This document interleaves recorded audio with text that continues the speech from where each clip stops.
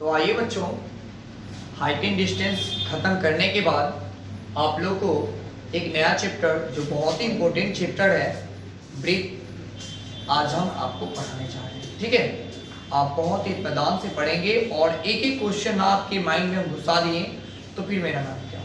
ठीक है, तो आइए मैं ब्रीथ के बारे में कुछ बेसिक नॉलेज सबसे पहले ले लेते हैं, उसके बाद फिर एक्सरसाइज पे चलेंगे। एक्सरसाइज भी बनाएंगे। ठीक है, तो आप एक एक बात को एक एक पॉइंट को आप ध्यान देंगे, क्योंकि मेरे हर एक पॉइंट पे आपको एक नंबर का शॉर्ट टाइप क्वेश्चन मिलेंगे आपको, जो कि बहुत ही इंपॉर्टेंट होते हैं। ठीक है, आइए सबसे पहले ब्रीथ को हम 3 पार्टों में डिवाइड करेंगे। ठीक है, 3 पार्टों में डिवाइड करते हैं इसको। ये है एक स्पर्श रेखा, दूसरा है छेदक रेखा, और तीसरा जो है यह स्पर्श बिंदु है। क्या है? स्पर्श बिंदु है।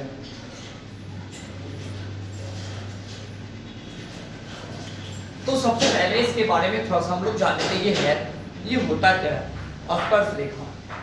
स्पर्श का मतलब तो जानते हैं, सिर्फ टच करना ना। आप किसी दोस्त को जाते हैं ऐसे टच करते हैं, ओनली टच करते हैं, स्पर्श करते हैं ताकि आपके तरफ ताके। तो उसी प्रकार से ब्रीथ को सिर्फ स्पर्श ही करेगा वो रेखा, ऐसा ही रेखा। देखिएगा, एक ब्रीथ हम बनाते हैं,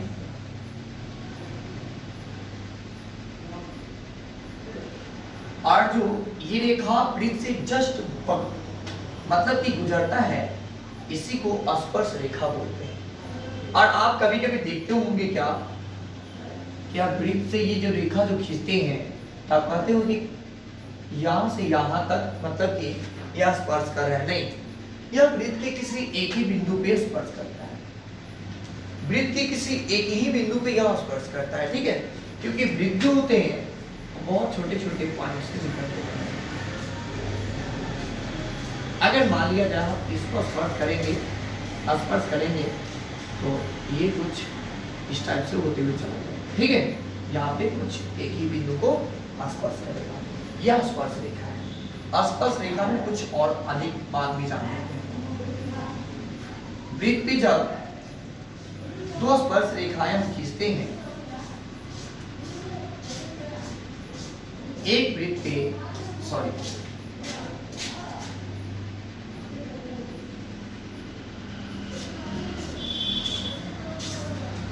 ब्रीथ पर जब हम लोग स्पर्श रेखाएं खींचते हैं, 2 स्पर्श रेखाएं खींचते हैं, तो यह ब्रीथ के केंद्र से जिस बिंदु पे स्पर्श करता है उस बिंदु पे 90 डिग्री का कोण अंकित करता है। समझे? या 90 डिग्री का कोण अंकित करता है। ठीक है, इसी को स्पर्श रेखा बोलते हैं। चलिए आइए एक बात और समझा दूं, आपको फिर कहेगा क्या ब्रीथ पे कितने स्पर्श रेखा खींच सकते हैं? तो यह स्पर्श की रेखा जितना बिंदु होगा उतना खींच लेंगे। बिंदु को तो पता नहीं कि कितना बिंदुओं से मिलकर के वो बनेगा, इसलिए बहुत सारी अनंत रेखाएं, बहुत सारी रेखाएं हो जाएंगे ना। तो आप जानते ही होंगे कि कितना रेखा हो सकते हैं, कितना होगा? अनगिनत बोलिए, अनंत बोलिए, या बहुत सारे भी बोल सकते हैं। ठीक है, तो आप एक ब्रीथ पे स्पर्श रेखाएं बहुत खींच सकते हैं। ठीक है, आइए उसके बाद हम लोग छेदक रेखा के बारे में जानते हैं। ये छेदक रेखा होता है,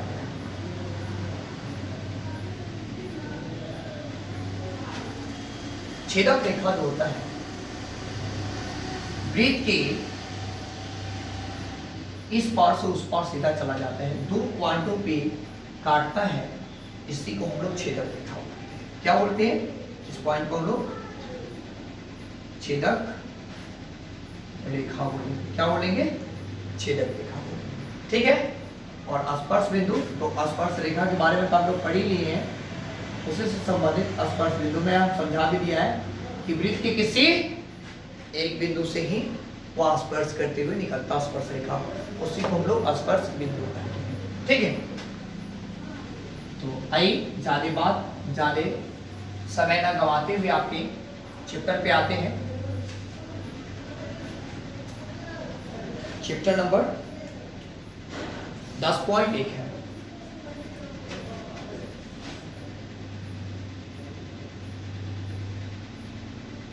प्रश्नावली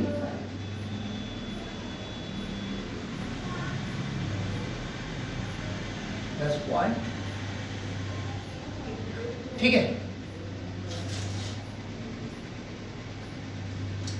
देखिएगा बच्चों 10वां नंबर क्वेश्चन जो है, पहला नंबर वो क्या कहता है? ये कहता है कि एक वृत्त की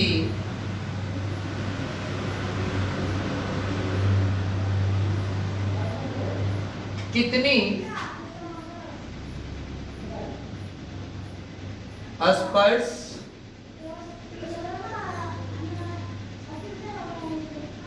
रेखाएं हो सकती है,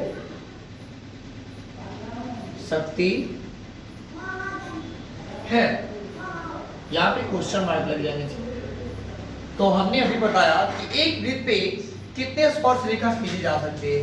हमने अभी बताया एक वृत्त पे कितने स्पर्श रेखा खींचे जा सकते हैं। तो कितने खींचा जा सकता है? कितने? अनगिनत। इसका आंसर कितना होगा? इसका आंसर हो जाएगा अनगिनत।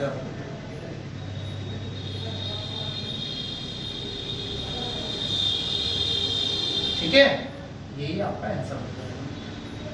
दूसरा नंबर जो क्वेश्चन है, दूसरा का पहला पॉइंट ये कह रहा है कि किसी स्पर्श रेखा, किसी वृत्त की स्पर्श रेखा उसे डैश डैश बिंदुओं पर प्रतिच्छेद करती है।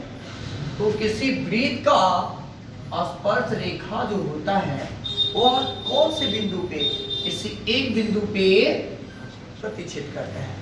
तो दूसरा का पहला का आंसर हो जाएगा एक। ठीक है ना, एक बिंदु पे प्रतिच्छेद करता है।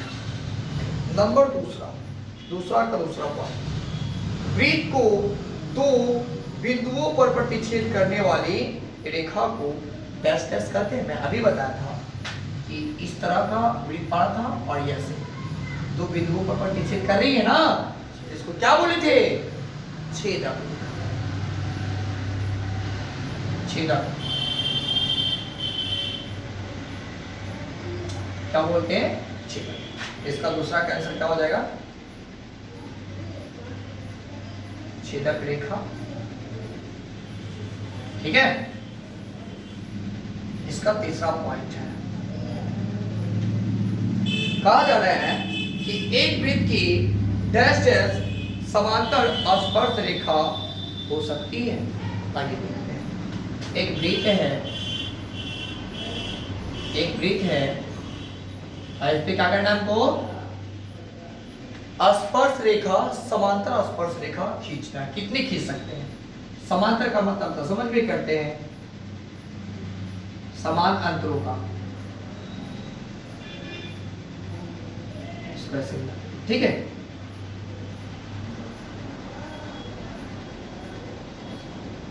यहां पे मिला हो, समझ लेते हैं। तो ये हो गया समांतर। समान अंतर यहां से यहां तक का अंतर जो होगा ये बराबर होना चाहिए। ठीक है ना। तो आप लोग सोचते होंगे सर स्पर्श रेखा तो बहुत सारे होते हैं, इसको तो ऐसे भी खींचा जा सकता है। ठीक है, आपकी बात कहना जायज है, लेकिन क्या यह समांतर है? क्या है, ये जाकर के यहाँ पे काट देती है और यहाँ काट देती है, ये समान अंतरों का तो नहीं होगी। इसलिए वृत्त पे आप कितने स्पर्श रेखा, समांतर स्पर्श रेखा खींच सकते हैं आप जान गए होंगे। कितने? 2। ठीक है, नेक्स्ट पॉइंट चौथा नंबर कहता है कि वृत्त तथा उसकी स्पर्श रेखा के उभयनिष्ठ बिंदु को डैश डैश कहते हैं। उभयनिष्ठ बिंदु को, उभयनिष्ठ का मतलब होता है कॉमन। तब बहुत सारे बिंदुओं से मिलकर के एक वृत्त का निर्माण होता है और जिसको स्पर्श कर देता है उसी को हम लोग वेनिस्ड बिंदु बोलते हैं। तो क्या कहेंगे इसको? स्पर्श बिंदु। ठीक है, मेरा आपका आंसर, दूसरा का पूरा पूरा आंसर हो चुका है। आते हैं हम लोग तीसरे नंबर क्वेश्चन पे। ठीक है, तो सब बोर्ड को इरेज कर देते हैं। बच्चों थोड़ा सा तेज समझाते हैं, इसलिए आप लोग अच्छे से थोड़ा सा देखिएगा भी। ठीक है,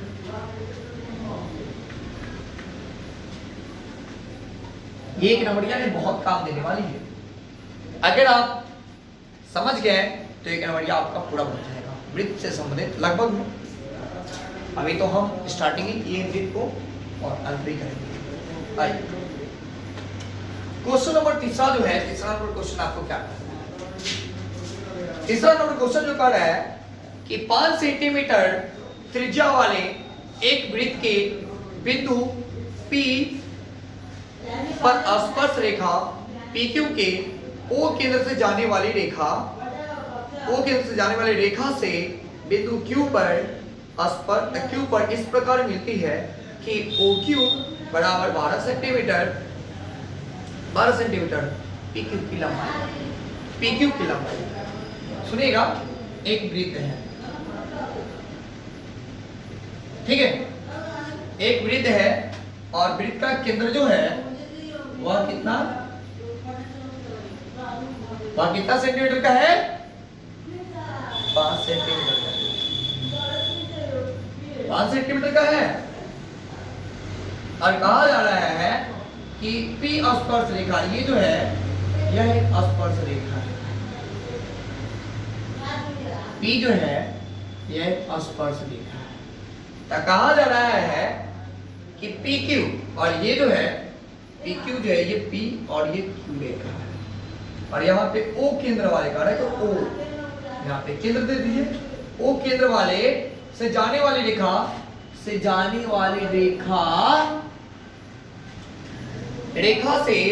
बिंदु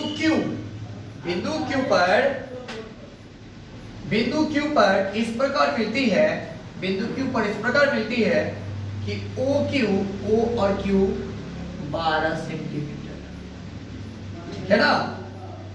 तो PQ की लंबाई आपसे पूछा जा रहा है। इतना आसान क्वेश्चन है, काहे नहीं बनाएंगे? ये पाइथागोरस पढ़ने को तुरंत लगा देते हैं, क्या दिक्कत है इनको? अब पाइथागोरस तो जानते करते हैं पढ़ने, क्या बोलेंगे इसको? कर्ण का स्क्वायर बराबर लंब का स्क्वायर जोड़ आधार का स्क्वायर। तो आपको कर्ण कितना है? 12 का स्क्वायर जोड़ लंब कितना है? सर लंब पता नहीं है, तो लंब का स्क्वायर जोड़ लंबी तो निकालना है आपको, जोड़ आधार 5 है। तो आई 5 का स्क्वायर, 12 का स्क्वायर 144, 5 का स्क्वायर 25, उधर प्लस में होगा तो इधर माइनस में आ जाएगा। अब क्या करेंगे? लंब का स्क्वायर, तो सर इसको घटाएंगे तो कितना बच जाएगा? ये बच जाएगा सर 120। घटा लीजिए ना, 14 में से 5 गया 9, ये बच गया 13, अब 13 में से 2 गया 11 बच गया, कोई दिक्कत तो है नहीं। बराबर में लंब का स्क्वायर है, लंब का स्क्वायर को बराबर को स्क्वायर में भेज देते थे, रूट में चला जाएगा। इस तरह से आपका आंसर जो आ गया 19 सेंटीमीटर बिंदु रेखा PQ का लंबाई जो है, लंबाई वह हो जाएगा आपको रूट 119 सेंटीमीटर। समझे ना? ये आपका आंसर है। आइए चौथा नंबर क्वेश्चन इसका है, लास्ट क्वेश्चन और इस एक्सरसाइज का लास्ट क्वेश्चन। ये बहुत ही मजेदार क्वेश्चन है, ठीक है। एक वृत्त खींचिए। आइए, जब कहेगा हमको खींचने के लिए तो जरूर खींचेंगे। एक वृत्त खींचिए, अब खींच दिए वृत्त, एक वृत्त खींचिए और दो एक ही दी गई रेखा के समांतर दो ऐसे रेखा खींचिए कि उनमें से एक स्पर्श रेखा हो तथा दूसरी छेदक रेखा हो। अरे भाई, इसमें क्या बड़ी बात है? एक स्पर्श रेखा कर रहा है खींचने के लिए, वो छेदक रेखा, तो दोनों रेखा हमको आता है खींचने, आपको भी आता है। एक स्पर्श रेखा खींच देंगे है ही। एक स्पर्श रेखा खींच देंगे, अरे स्पर्श नहीं कर रहा है, की बात है। एक स्पर्श रेखा खींच देंगे और एक छेदक रेखा, ठीक है ना, ये समांतर भी हो गया, या ऐसा हो गया, देखिए कोई दिक्कत नहीं। तो इस तरह से वीडियो समाप्त हो गई और आंसर इसका यही होने वाला है। इस क्वेश्चन पूछा नहीं जाता है, ठीक है, तो हम बना दीजिए दिया हुआ क्वेश्चन था। तो क्वेश्चन समाप्त हो गए और अगले वीडियो में मिलेंगे फिर अगले एक्सरसाइज में, तब तक की बाय।